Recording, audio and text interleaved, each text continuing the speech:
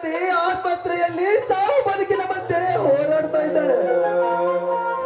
ಅವಳಿಗೆ heart operation ಮಾಡಬೇಕಾಗಿದೆ. Heart operation ಮಾಡ್ಲಿಕ್ಕೆ 2 ಲಕ್ಷ ರೂಪಾಯಿ ಕೇಳ್ತಾ ಇದ್ದಾರಮ್ಮ.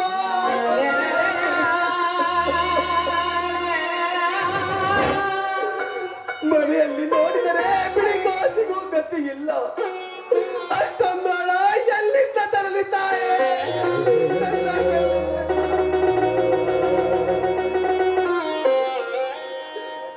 ಅದಕ್ಕಾಗಿ ಇದ್ದ ನನ್ನ 2 ಎಕರೆ ಬಾಳೆ ತೋಟವನ್ನು ಯಾರಿಗಾದರೂ ಹಣ ಇಟ್ಟು ಹಣ ಕೇಳಬೇಕು. ಯಾರೋ ಪಾಪಿಗಳು ನನ್ನ ಬಾಳೆ ತೋಟವನ್ನು ಕಡಿದು ಸರ್ವನಾಶ ಮಾಡಿಬಿಟ್ಟಿದ್ದಾರಮ್ಮ. ಸರ್ವನಾಶ ಮಾಡಿಬಿಟ್ಟಿದ್ದಾರೆ.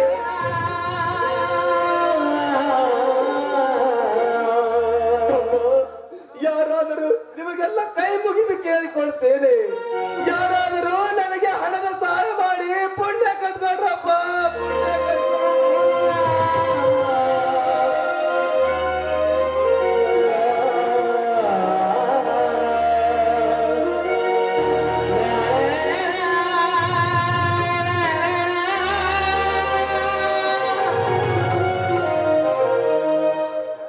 ಯಾಕಪ್ಪ ನಿನ್ ಕಣ್ಣಿಂಚಿನಲ್ಲಿ ಕಣ್ಣೀರು? ನನ್ನ ತಾಯಿಗೆ ಗುಣವಾಗಲಿಲ್ಲವೇ? ಕುಮಾರ, ನಿನ್ನ ತಾಯಿಗೆ ಗುಣವಾಗಬೇಕಾದರೆ 2 ಲಕ್ಷ ರೂಪಾಯಿ ಕೇಳ್ತಾ ಇದ್ದಾರಪ್ಪ ಆಸ್ಪತ್ರೆಯಲ್ಲಿ. ಅಪ್ಪ,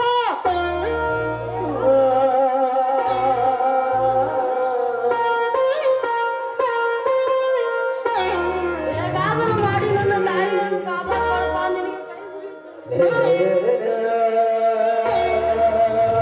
ಹೇಗೆ ಉಳಿಸಿಕೊಳ್ಳಲಿ ಕಂದ, ಹೇಗೆ ಉಳಿಸಿಕೊಳ್ಳಲು?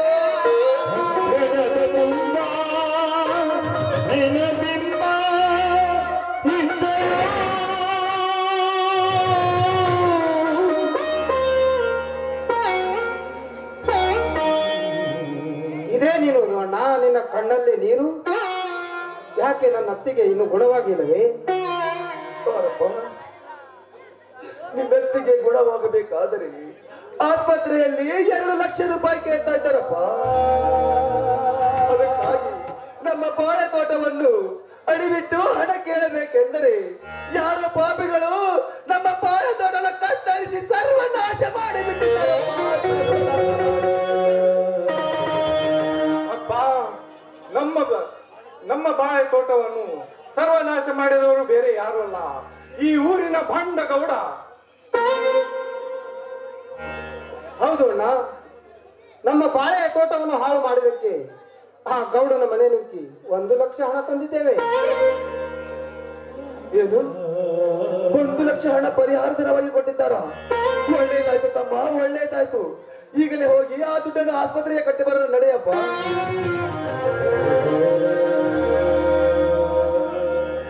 ಅಪ್ಪ, ಬೇಗ ಹೋಗಿ ನಮ್ಮ ತಾಯಿಯನ್ನು ಉಳಿಸಿಕೊಳ್ಳೋಣ, ನಡೆಯಪ್ಪ.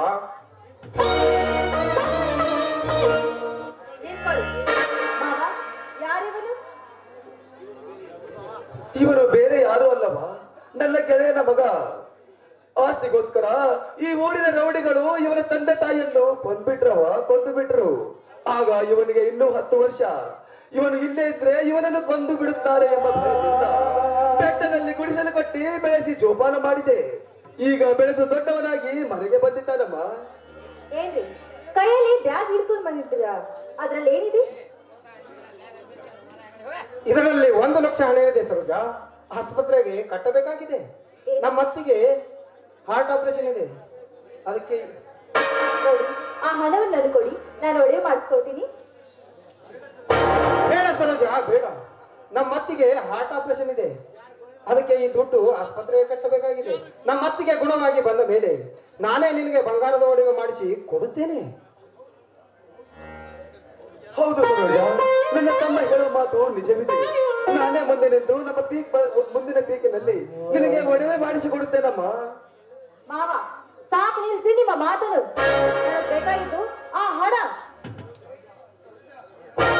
ರಾಜ, ಈ ಹಣವನ್ನು ಆಸ್ಪತ್ರೆಗೆ ಕಟ್ಟದಿದ್ದರೆ ನಮ್ಮ ಅತ್ತಿಗೆ ಹೆಣ ಬೀಳುವುದು ಖಂಡಿತ. ನಿನ್ನ ಅಧಿಕಾರ ನನ್ನ ಮುಂದೆ ಚಲಾಯಿಸಬೇಡ. ನಾನು ತಂದ ನಾಯಿ ನೀನು. ಹೇಳು, ನಾನು ನಾಯಿನ ನಾಯಾಗಿ ನಾನು ಈ ಮನೆಗೆ ಬಂದಿಲ್ಲ. ಕಾಲೇಜ್ ಕಲಿಯುವಾಗ ನಿನ್ನನ್ನು ಪ್ರೀತಿ ಮಾಡಿ ನನ್ನ ಹೆಸರಿಗಿಂತ 10 ಎಕರೆ ಜಮೀನು ತೆಗೆದುಕೊಂಡು ಬಂದಿರುವೆ. ನೀ ಹೇಳುವುದು ಮಾತು ಸರಿ ಇದೆ, ಆದರೆ ಮನೆಯ ಪರಿಸ್ಥಿತಿ ನೋಡಬೇಕು. ಏಯ್, ನನಗೆ ಅರ್ಥ ಹೇಳು ಅನಾಥ. ನನಗ್ ಬೇಕಾಗಿದ್ದು ಆ ಹಣ ಒಡವೆ ಮಾಡಿಸ್ಕೊಳ್ಬೇಕಿರುವುದೇ ನನ್ನ ಆಸೆ. ನಿನ್ನ ಆಸೆಗೆ ಸ್ವಲ್ಪ ಮಿತಿ ಇರಲಿ. ಅದನ್ನ ಹೇಳೋ ಉಪದೇಶ ನಿನಗಿಲ್ಲ. ನಿನಗ್ ಹೇಗೆ ತಿಳಿಯುತ್ತೋ ನೀನ್ ಮಾಡು, ನನಗ್ ಹೇಗೆ ತಿಳಿಯುತ್ತೋ ಹಾಗೆ ನೋಡು. ಅಣ್ಣ, ಮೊದಲು ಈ ದುಡ್ಡನ್ನು ಆಸ್ಪತ್ರೆಗೆ ಕಟ್ಟಿ ಬಾ. ಅವಳ ಮಾತನ್ನು ಏನು ಕೇಳ್ತೀರಿ? ಆಯ್ತು ನಡೆಯಪ್ಪ ವಿಕ್ರಮ, ಆ ಹಣ ತೆಗೆದುಕೊಂಡು ಬಾ, ಆಸ್ಪತ್ರೆಗೆ ಹೋಗಿ ಬರೋಣ. ನಡಿ ಅಪ್ಪಾಜಿ, ಬೇಗ ಹೋಗಿ ನನ್ನ ತಾಯಿಯನ್ನು ಉಳಿಸಿಕೊಳ್ಳೋಣ.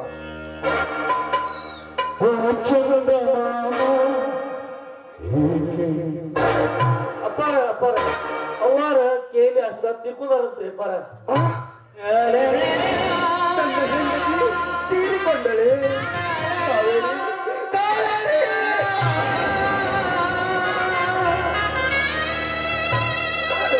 ನನ್ನನ್ನು ಅಗಲಿ ಹೋದ. ಅಯ್ಯೋ!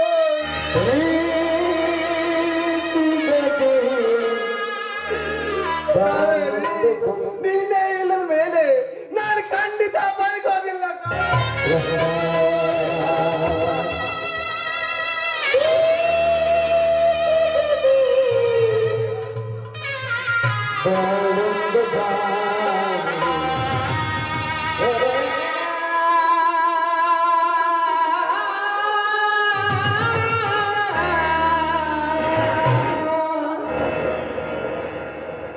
ಅಮ್ಮ, ನಿನ್ನ ಮಗನನ್ನು ಪರದೇಶಿ ಮಾಡಿ ಹೊರಟೆಯ ತಾಯಿ, ಹೊರಟೆಯ. ಇನ್ನು ಮುಂದೆ ನೀ ಇಲ್ಲದೆ ನಾನು ಯಾರಿಗೆ ಅಮ್ಮ ಎಂದು ಕರೆಯಲಿ ತಾಯಿ, ಅಮ್ಮ ಎಂದು ಕರೆಯಲಿ. ಅಪ್ಪ, ಅಮ್ಮ, ಈ ಮನೆಯಲ್ಲಿ ನಿಮ್ಮ ಜೊತೆ ನಕ್ಕು ನಲಿದು ಇರಬೇಕೆಂದು ನಾನು ಬಂದಿದ್ದರೆ ಸತ್ತು ಸ್ವರ್ಗ ಸೇರಿದೆಯಲ್ಲ ತಾಯಿ, ಸತ್ತು ಸ್ವರ್ಗ. ಹೆತ್ತ ಮಗನಂತೆ ತುತ್ತು ಮಾಡಿ ಉಣಿಸುತ್ತಿದ್ದೆ. ನೀನು ಸತ್ತ ಮೇಲೆ ಖಂಡಿತ ಬದುಕಲಾರೆ, ತೆಗೆ ಬದುಕಲಾರೆ. ನಿನ್ನನ್ನು ಉಳಿಸಿಕೊಳ್ಳುವುದಕ್ಕಾಗಿ ಕಣ್ಣ ಕಣ್ಣವರ ಕಾಲಿನ ಬೇಡ್ಕೊಂಡ್ರು ಯಾರು ಹಣ ಕೊಡಲಿಲ್ಲ. ಕಾವೇರಿ,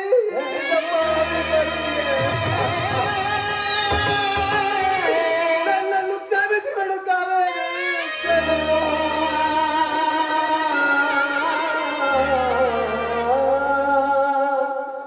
ಅಮ್ಮ, ನಾನು ಅಮ್ಮ ಎಂದರೆ ಸಾಕು, ಕೆನ್ನೆಗೆ ಮುತ್ತಿಟ್ಟು ಬಾಯಲ್ಲಿ ತುತ್ತಿಟ್ಟು ಉಣಿಸುತ್ತಿದ್ದೆ ತಾಯಿ, ಉಣಿಸುತ್ತಿದ್ದೆ. ಈಗ ನೀ ಇಲ್ಲದೆ ನಾನು ಹೇಗೆ ಬದುಕಲಿ ತಾಯಿ, ಹೇಗೆ ಬದುಕಲಿ? ಕಾವೇರಿ, ನನ್ನ ಬಾಳ ಬಂಡಿ ಅದೆಷ್ಟೇ ಸಂತ ಕಷ್ಟಗಳಿದ್ದರು ಅದನ್ನೆಲ್ಲ ಸುಖವಾಗಿ ಸಾಧಿಸಿಕೊಂಡು ಹೋಗ್ತಿದ್ದೆ. ನಿನ್ನಂತ ಧರ್ಮ ಪತ್ನಿಯನ್ನು ಕಳೆದುಕೊಂಡು ಹೇಗೆ ಜೀವನ ಸಾಗಿಸಲಿ ಕಾವೇರಿ, ಹೇಗೆ ಜೀವನ ಸಾಗಿಸಲಿ?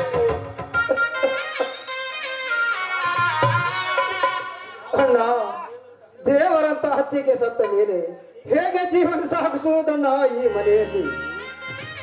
ಕಾವೇರಿ, ನೀನೇ ಹೋದ್ಮೇಲೆ ಈ ತಮ್ಮ ಮಗನನ್ನು ಕಟ್ಟಿಕೊಂಡು ಏನು ಮಾಡಲಿ ಕಾವೇರಿ, ಹೇಗೆ ಬದುಕಲಿ?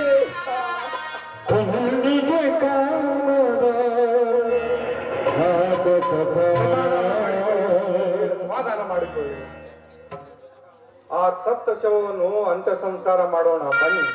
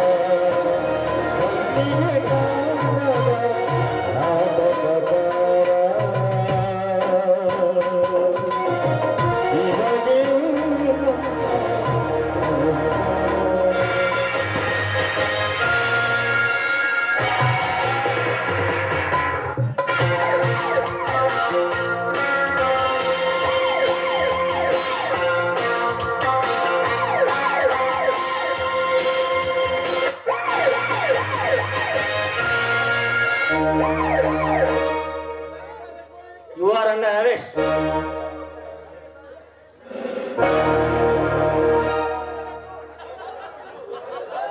ಯಾಕೆ ಸಾಹೇಬ್ರೆ, ನಾವೇನು ತಪ್ಪು ಮಾಡಿದ್ದೇವೆ? ತಪ್ಪು ಮಾಡಿದಿರಿ. ನಿಮ್ಮ ಮನೆಯಲ್ಲಿ ಕೋಟಾ ನೋಟುಗಳು ವ್ಯವಹಾರ ನಡೆಯುತ್ತದೆ. ಇಲ್ಲ ಸಾಹೇಬರೇ, ಇಲ್ಲ. ಇದೇನು ಹೇಳ್ತೀರಿ? ನಮ್ಮ ಮನೆಯಲ್ಲಿ ಕೋಟಾನಟದವರು ಏನು ಇಲ್ಲ ಸಾಹೇಬರೇ. ಹಾಗಾದರೆ ಆ ಬ್ಯಾಗಿನಲ್ಲಿ ಏನಿದೆ ತೋರಿಸಿ ನೋಡೋಣ. ಇದರಲ್ಲಿ ಕೋಟಾ ನೋಟುಗಳು ಇಲ್ಲ ಸಾಹೇಬರೇ, ಬೇಕಾದರೆ ನೋಡಿಕೊಳ್ಳಿ.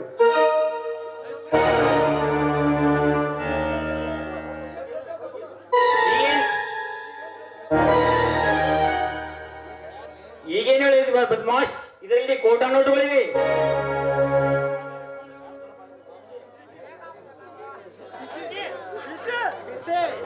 ಪಿಸಿ ಅರೆಸ್ಟ್ ಮಾಡು ಇವನನ್ನು.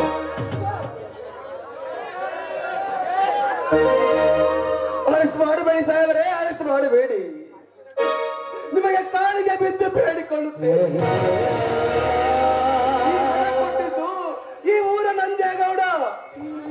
ಬಾಯಿ ಮುಚ್ಚಿ ನಾಳೆ ಗಂಡು ಮಕ್ಕಳ ಮಾಡುದೆಲ್ಲ ಕಳೆದ ನೀವು ಮಾಡಿಬಿಟ್ಟು ಆ ಗೌಡನ ಹೆಸರು ನಾಚಿಕೆ ಬರೋದಿಲ್ಲ ನಿಮಗೆ.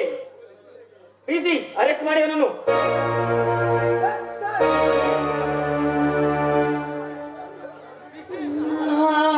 ಈ ವಿಕ್ರಮನ್ನು ಬಿಟ್ಟು ಬಿಡಿ ಸಾಹೇಬರೇ, ಬಿಟ್ಟು ಬಿಡಿ. ನಿಮಗೆ ಕೈ ಮುಗಿದು ಕೇಳಿಕೊಳ್ಳುತ್ತೇನೆ.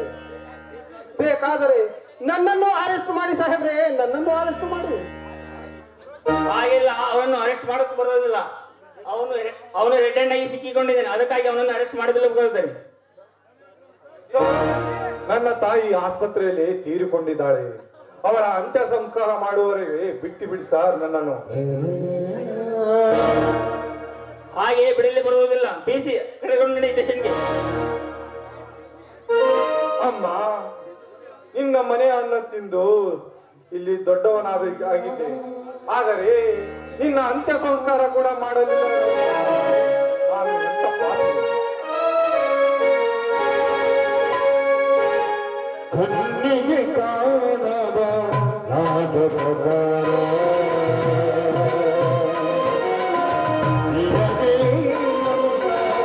ನಮಸ್ಕಾರ. ಕಣ್ಣಿಗೆ ಕಾಣದ ನಾಗರ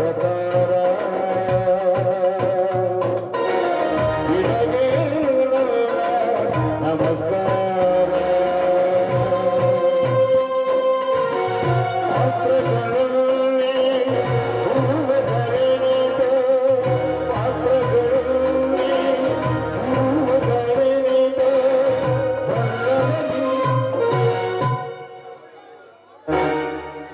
ವಿಕ್ರಮ್, ಜೋಡು ಹುರುಗಳಂತೆ ಕೂಡಿ ಬದುಕಬೇಕೆಂದರೆ ಕೊನೆಗೂ ನನ್ನನ್ನು ಬಿಟ್ಟು ಜೈಲು ಸೇರಿದೆಯಾ ವಿಕ್ರಮ್? ಜೈಲು ಸೇರಿದೆಯಾ? ಅಯ್ಯೋ ತಾಯಿ ದುರ್ಗಾ ಮಾತೆ, ನಾನು ಯಾವ ಜನ್ಮದಲ್ಲಿ ಏನು ತಪ್ಪು ಮಾಡಿದ್ದೇನೆ ಎಂದು ನನಗೆ ಈ ರೀತಿ ಶಿಕ್ಷೆಯಮ್ಮ, ಈ ರೀತಿ ಶಿಕ್ಷೆ. ನನ್ನ ಹೆಂಡತಿ ನೋಡಿದರೆ ಆಸ್ಪತ್ರೆಯಲ್ಲಿ ಸತ್ತು ಬಿದ್ದಿದ್ದಾಳೆ.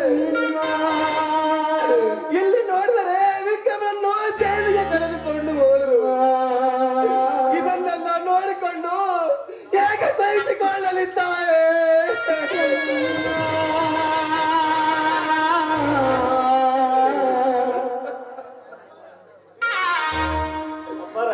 ಹೇಗಾದರೂ ಮಾಡಿ ಆ ತಾಯಿಯ ಅಂತ್ಯ ಸಂಸ್ಕಾರ ಮಾಡೋಣ.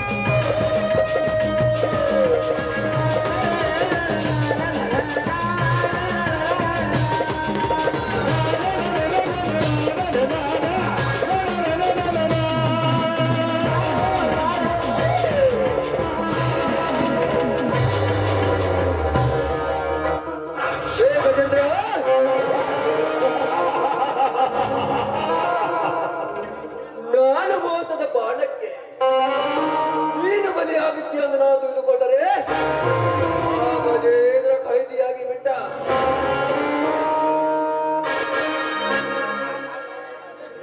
ಅಂದ ಮೇಲೆ ನಾನೇ ಈ ರೈತರ ರಾಜ್ಯಕ್ಕೆ ಮಹಾರಾಜ.